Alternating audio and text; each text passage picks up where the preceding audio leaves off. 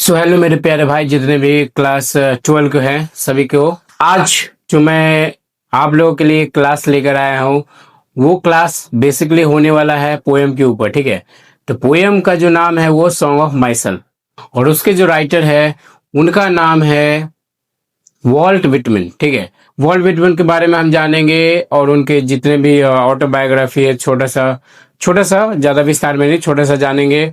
और वो पोएम के माध्यम से क्या कहना चाहते हैं, क्या आप लोगों तक, हम लोग तक संदेश पहुंचाना चाहते हैं, और क्या अपने बारे में बताना चाहते हैं, उस चीजों के बारे में चर्चा करेंगे। लाइन बाय लाइन हम एक्सप्लेन करेंगे। जल्दी से जुड़ जाइए हमारे साथ, और जितने भी नहीं सब्सक्राइब किए प्लीज लाइक शेयर सब्सक्राइब जरूर कर दीजिए।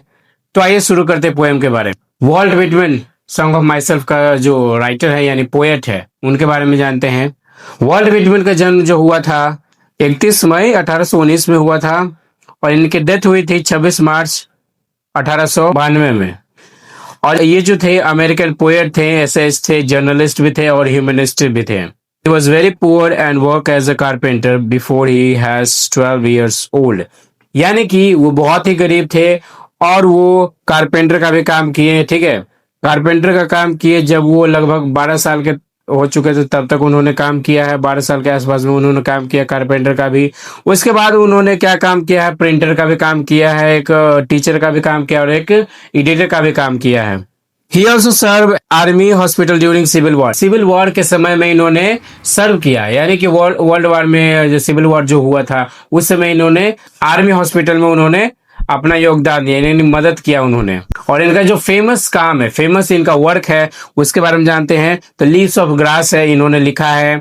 ओ captain my captain when lilacs later in the dooryard bloomed. तो जितने भी इन्होंने लिखा है, ये फेमस ये लोग, इनका काम है। ये जो इनमें से जो सबसे फेमस है, सबसे लॉन्ग है, जो सबसे बड़ा है, वही है सॉन्ग ऑफ माइसेल्फ। सबसे बड़ा इन्होंने यही लिखा है, सबसे बड़ा लंबा भी है। तो आइए पहला लाइन पे हम समझते हैं। पहला लाइन कहता है, I celebrate myself and sing myself, and what I assume you shall assume, for every atom belonging to me as good belongs to you.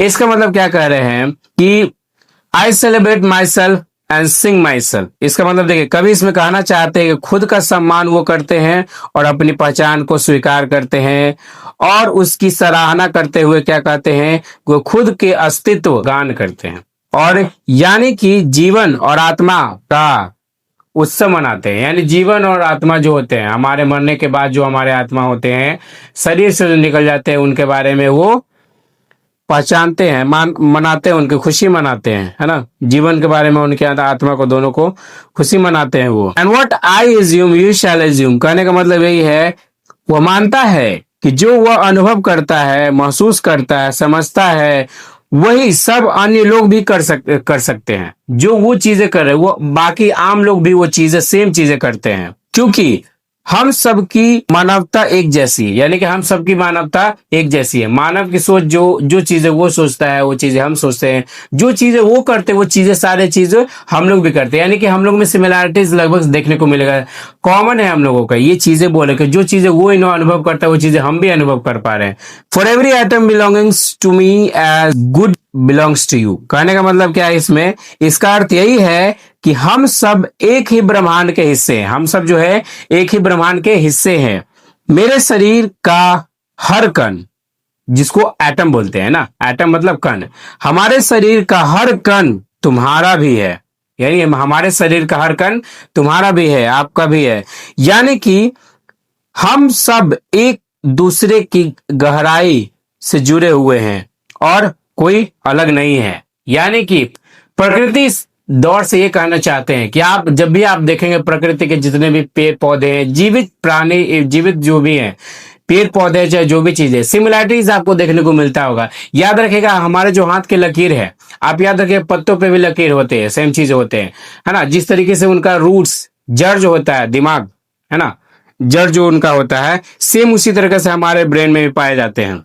आप रिलेट कर पाएगा, आपको समझ में आ जाएगा कि प्लांट्स जो लिविंग थिंग्स है और हम लोग में ज्यादा डिफरेंसेस नहीं है, लगभग सेम है। तो आइए दूसरे स्टैंजा पे चलते हैं। क्या कहते हैं, I loaf and invite my soul, I lean loaf at my ease, observing a spare of summer grass. कहने का मतलब क्या है, I loaf and invite my soul. अब देखिए यहाँ पे लोफ का मतलब होता है भ्रमण करना, या इसको घूमना बोलते हैं, घूमना टहलना जिसको बोलते हैं भ्रमण करना।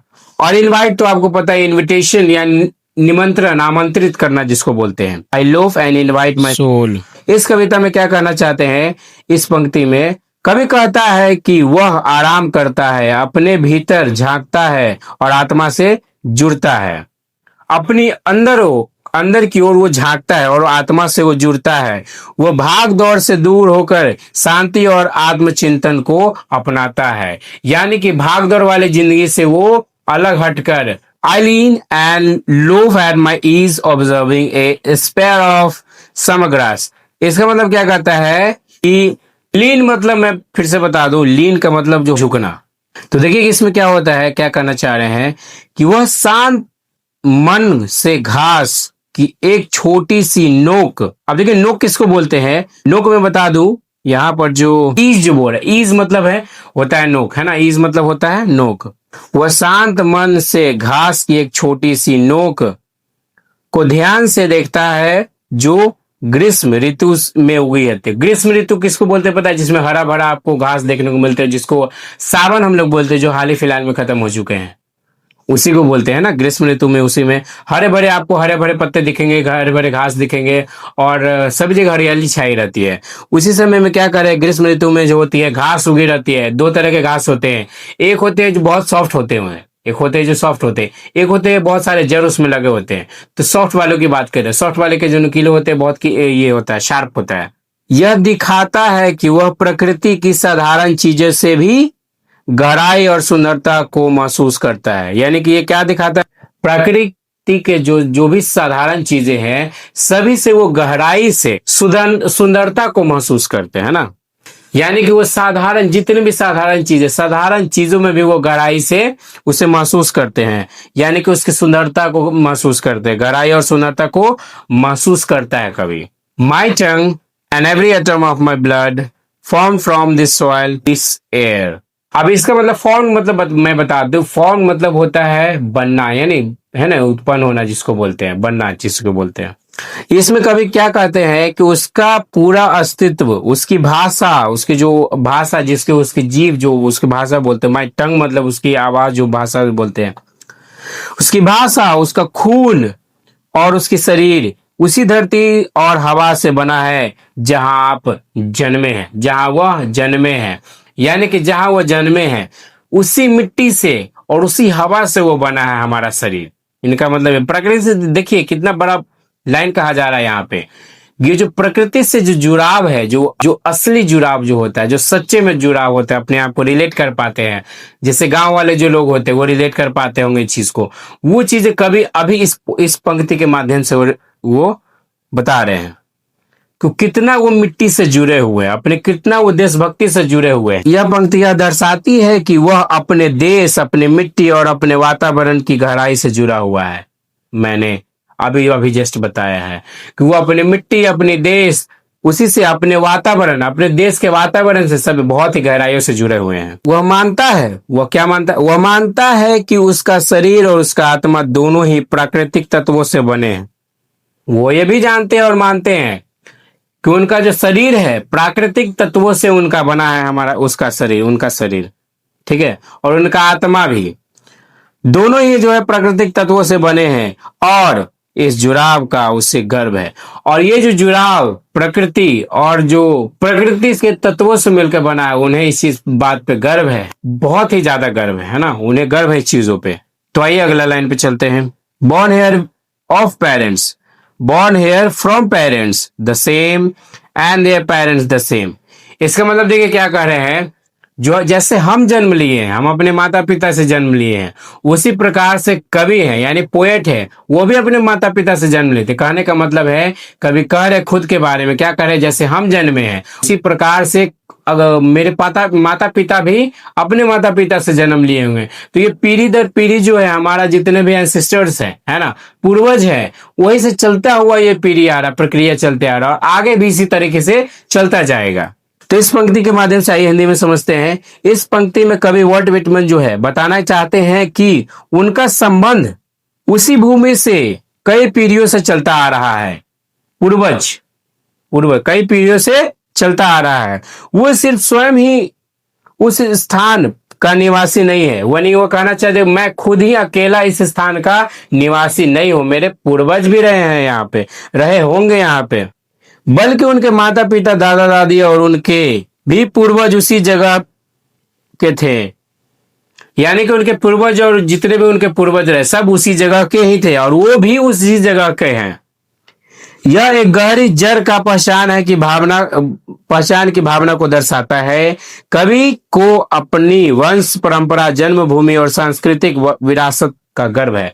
यानी कि जो भी इन्होंने संस्कारित, जो इन्हों प्राकृतिक से जन्म और जन्मभूमि जो उनका है और जो इनकी सांस्कृतिक विरासत जो मिला है, इन पे बहुत ही ज्यादा इनको नाज है, बहुत ही ज्यादा इनको गर्व है इस चीजों पे। Now I am 37 years old in perfect health began hoping to seize not till death।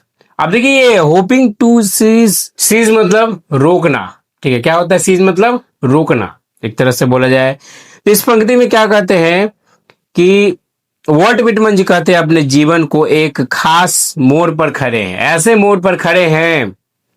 वो कहते हैं कि अब जब वो 37 वर्ष के हो चुके हैं तो वह बिल्कुल स्वस्थ हैं। वो अपने जीवन में हर नई यात्रा की शुरुआत कर सकते हैं। यानी बहुत ही ज्यादा परफेक्ट हेल्थ है उनके पास है, यानी बहुत अच्छा स्वास्थ्य है उनका, जैसे 37 होने के बावजूद भी। और वो चाहते हैं कि इसी तरीके से वो जब तक रहे जब तक उनकी मृत्यु ना आ जाए। वो इस यात्रा को ऐसे ही शुरू करते हैं, ये ऐसे ही शुरू करते हैं और जैसे कोई अन्वेषण, रचनात्मकता या आत्मा की खोज की अभियान हो। यानी कि मान लीजिए कोई जो रचनाकार होते, जो रचना हुआ है उस चीजों के या फिर आत्मा की खोज में वो क्या है, अभियान में वो जुड़े हुए हैं, है ना। उनकी यह आशा है कि यह यात्रा तब तक जारी रहे जब तक कि उनकी जीवन समाप्त ना हो जाए। यानी कि उसी तरीके से वो हेल्थ फ्री होना चाहते हैं। यानी जैसे उनका हेल्थ अभी 37 के उम्र में है, वो चाहते हैं कि उनका ये जो हेल्थ है, ये स्वास्थ्य है, वो उस समय तक चलता रहे जब तक कि इनकी मृत्यु ना हो जाए, ठीक है। Creeds and schools in abeyance retiring back a while sufficed at what they are but never forgotten. आइए इसका मतलब क्या कहना चाह रहे हैं कवि कहना चाहते हैं कि अब वे किसी तय विचारधारा या फिर बीमारी नियमों से बंधे बिना अपनी अनुभव यानी कि आत्मा, प्रकृति की सच्चाई जो है महसूस करना चाहते हैं, है ना। क्रीड्स, यहाँ पे क्रीड्स का मतलब है धार्मिक समानताएं, है ना। स्कूल्स का मतलब होता है यहाँ पर समान तरह का सोचने वाला, है ना, सोचने का तरीका या सोचने का नजरिया जिसको बोलते हैं। और एबियंस करने का मतलब कोई चीजें छोड़ देना। तो जैसे यहाँ पे क्या करना चाहते हैं, क्रीड्स एंड स्कूल्स एबियंस यानी कि चीजों को, जो क्रीड्स यानी कि जो हमारा रिलीजियस है उसको, और स्कूल्स जो कि जो सोचने का नजरिया है उसका, सारे को छोड़ दे। और वो कहते हैं कि वो अपने विचारों को खुला रखना चाहते हैं, ना किसी के धर्म, ना किताब या स्कूल की सीमा में के बंधन बांधना। वे अपने विचारों को खुला रखना चाहते हैं, ना कि किसी धर्म, किताब और स्कूल की सीमा में बांधना।